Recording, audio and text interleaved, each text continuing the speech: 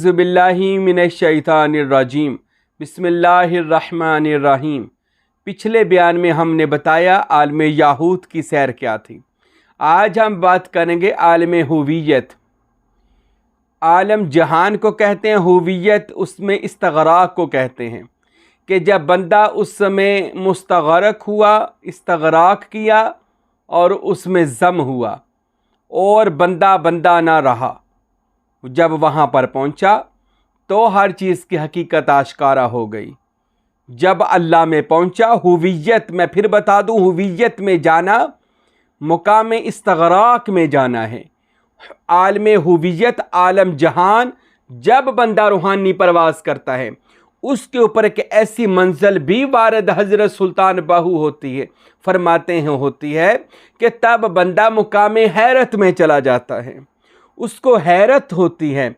अब किस चीज़ की हैरत है, ये तो जो सालिक सादिक वहाँ पर पहुँचेगा आलम हुवियत में, ये तो उसको पता है।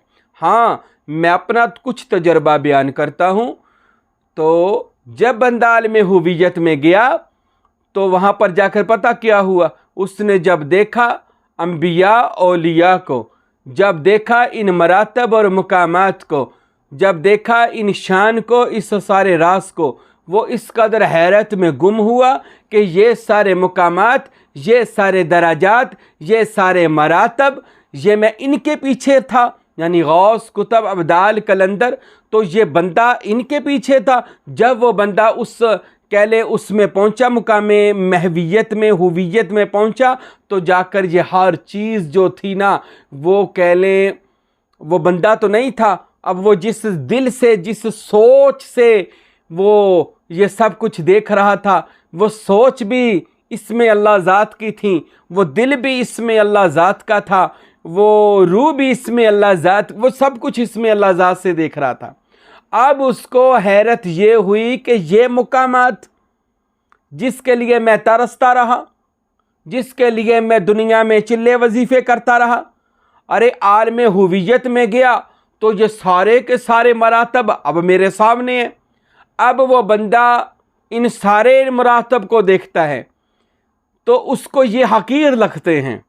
वहाँ पर जाकर आलम हुवियत में जाकर हकीर लगते हैं, छोटे लगते हैं। गौस, कुतब, विलायत, मुकामात, मरातब, दराजात, ये सारे मनसब, वो कहता है ये सारे विलायत के मनसब छोटे हैं, मैं क्यों इसकी तलब में रहा, मैं पहले क्यों नहीं यहाँ पर आ गया। लेकिन वो पहले आ भी नहीं सकता था। क्यों नहीं आ सकता था?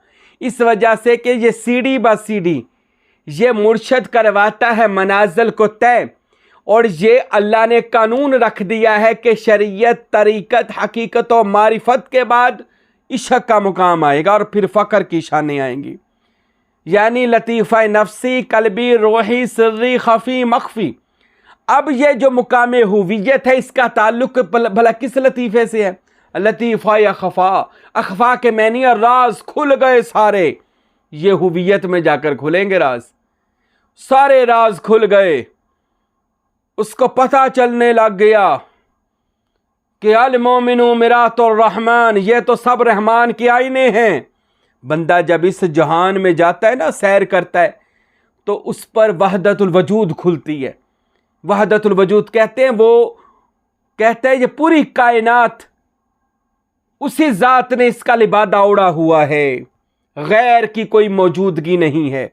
ये मुकाम हुवियत में जाकर उसको ये पता चलता है कि ज़र्रा ज़र्रा इन्नी अन अल्लाह पुकारता है, ज़र्रे ज़र्रे में ये आवाज़ें आती हैं। वो हर तरफ उस ज़ात को जलवा फिरोज़ देखता है।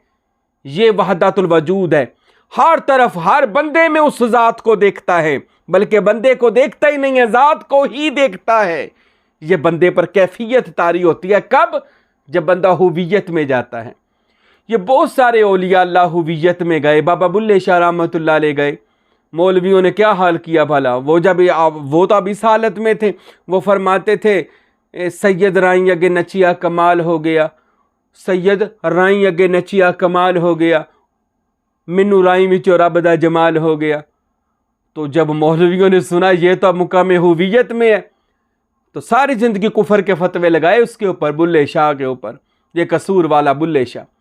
यहाँ तक कि जब मर गया कोई मौलवी जनाजा पढ़ाने हज़रत बुल्ले शाह के विसाल पर नहीं गया, किसी ने जनाजा ना पढ़ाया, बल्कि शहर में दफन ना होने दिया। तो उस ज़माने के जो भंगी थे, चरसी थे और कुछ नाचने वाले जो लोग थे, उन्होंने उठाया और बाबा बुल्ले शाह को शहर के बाहर एक रूढ़ी पे दफन किया। इन लोगों ने उसका ये हाल किया।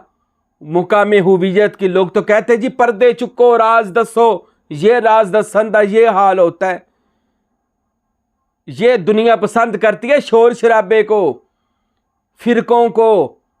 मौलवी लच्छेदार गल्लां करे, फिरकियां दे खिलाफ गल्लां करे, एक दूजे नूं जहनमी जहनमी दे फतवे लाए कहते हैं। और मैं देखता हूँ मुझे कमेंट्स भी जो आते हैं, लोग क्या क्या मेरे बारे में या ऐसी बातें करते हैं। वो ये जहान में रहोगे तो फिर ये बातें सुननी पड़ेंगी, क्योंकि ये लोग पसंद इस चीज़ को करते हैं। ये जो जहान है ये तो आरफों का है, अल्लाह के आशिकों की जहानों की मैं बातें करता हूँ। वहदतुल वजूद, हर तरफ खुदा की ज़ात है।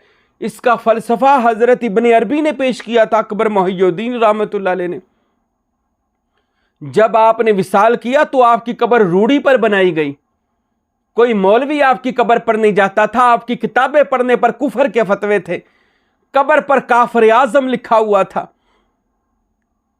इब्न अरबी की। और लोग इब्न अरबी की कब्र पर उन्होंने रूढ़ी बना दी थी। पूरे शहर का कचरा वो गाड़ियां लेकर हजरत इब्न अरबी की कब्र पर फेंका करते थे। कितने साल इब्न अरबी की कब्र के ऊपर कूड़ा फेंकते रहे कि ये इन्होंने तसव्वुफ इजाद कर दिया है, सूफीज़म को इजाद कर दिया है, ये कहता है हर तरफ अल्लाह है। तो उन्होंने अपनी किताब फतूहात मक्किया में और फसूसुल हिकम में इसके दलाइल से बात की है कि जब अल्लाह था गैर मौजूद ना था, तो फिर ये मट्टी कहाँ से आई, हवा कहाँ से आई, पानी कहाँ से आया, आग कहाँ से आई? कहीं अल्लाह बाहर से लेकर आया? इब्न अरबी कहते हैं कहाँ से अल्लाह लेकर आया? फिर अल्लाह ने अपने आप के अंदर से मट्टी, खुद की हैबत को तब्दील किया, मट्टी बनाई, खुद की हैयत को तब्दील किया, पानी बनाया, खुद से अर्श निकाला, खुद से मखलूकात को निकाला। निकालने का यह मतलब नहीं अल्लाह ने पैदा किया, अपने आप से कुछ पैदा किया तो कह दो जी ये तो अल्लाह की औलाद हो गई। अपने आप से निकालने का मतलब है वो अपनी हैयत को, अपने आप को बदलता गया, कहीं आग बनाता गया, मिट्टी बनाता गया, ज़मीन बनाता गया, कायनातें बनाता गया, अपनी ही शक्ल को तब्दील करता करता ये पूरी कायनात को खुदा ने अपनी शक्ल पर, इसलिए तो कहा अल्लाह ने अपनी शक्ल पर पैदा फरमाया। तो ये सारी की सारी चीजें अल्लाह ही की नूर की तख्लीक है, नूर की तख्लीक। जब मुकामे हुवियत में गया गैर अल्लाह उक्का ही खत्म हो गए।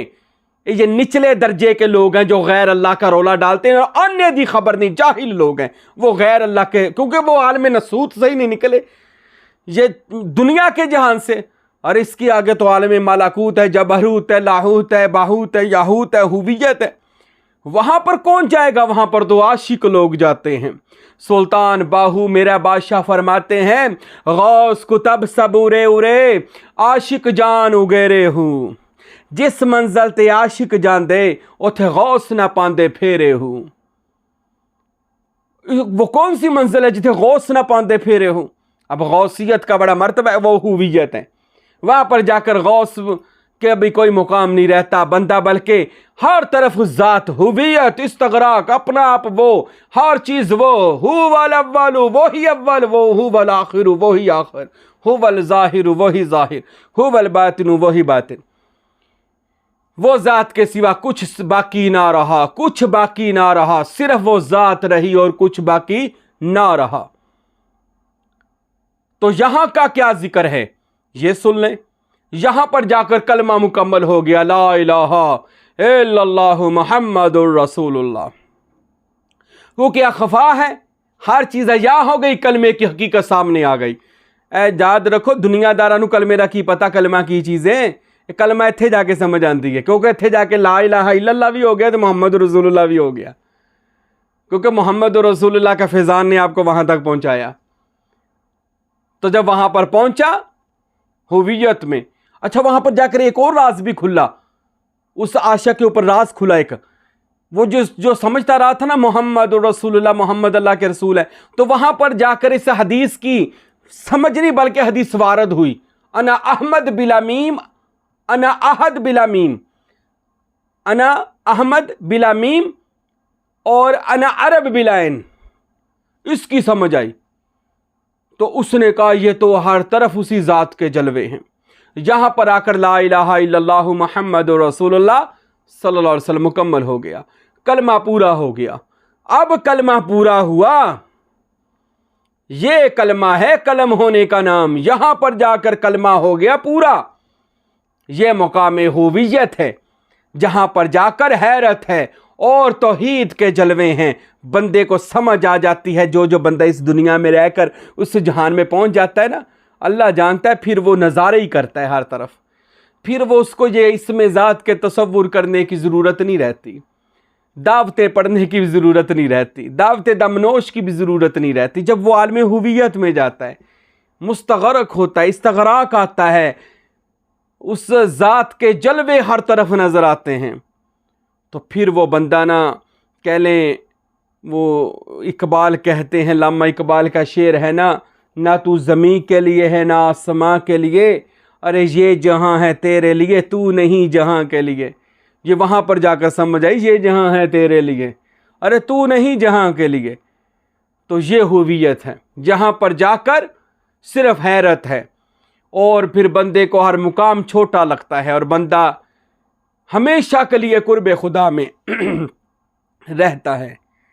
और इससे अगला मुकाम है हा या मुकामे हु, या मुकामे हुवियत की हा। ये ना तो मुकाम है ना कोई आलम है, बस हु है और ख़त्म शुद है। ये इसको ना मैं आलम कह सकता हूं क्योंकि यहां पर जहान नहीं रहते, लफ्ज़ जहान इस्तेमाल करना भी गलत है, आलम भी नहीं है, मुकाम कहना कि ये मुकाम वो भी नहीं है, हु भी नहीं है। लेकिन समझाने के लिए मुकामे हु इंशाअल्लाह अगले बयान में बताऊंगा। वहां पर जाकर कायनातें, इसम, जिसम कुछ भी नहीं है। अल्लाह है पर अल्लाह का कोई नाम नहीं है। वो मुकामे हा में, मुकामे हु में, ख़त्म शुद्ध में, वो अगले इंशाअल्लाह ताला बयान में बताऊंगा। तो ये जो मुकामे हुवियत है जिस पर आज हम आलमे हुवियत की बात कर रहे हैं, सुल्तान उल आराफीन मेरे बादशाह हक बाहू सुल्तान रहमतुल्लाह अलैह जब यहाँ पर पहुँचे तो फरमाया, अलफ़ल्ला जददित्ती वखाली आज खुद होया फ़ानी हूँ, ना उथे कुर्ब विसाल ना मंजल, ना ही जिसम ना जानी हूँ, ना उथे कुफर इस्लाम, ना ही इश्क मकानी हूँ, एनो एन थ्यूसी हज़रत बाहू सर्रे वहदत सुबहानी हूँ, सिर्रे वहदत सुबहानी हूँ। और अल्लाह से अब दुआ है, अल्लाह इन सारे आलमीन की हमें दुनिया में परवाज़ अता फ़रमाए, कैफियत अता फ़रमाए, मुकामात अता फ़रमाए। वमा अलैना इल्लल बलागुल मुबीन।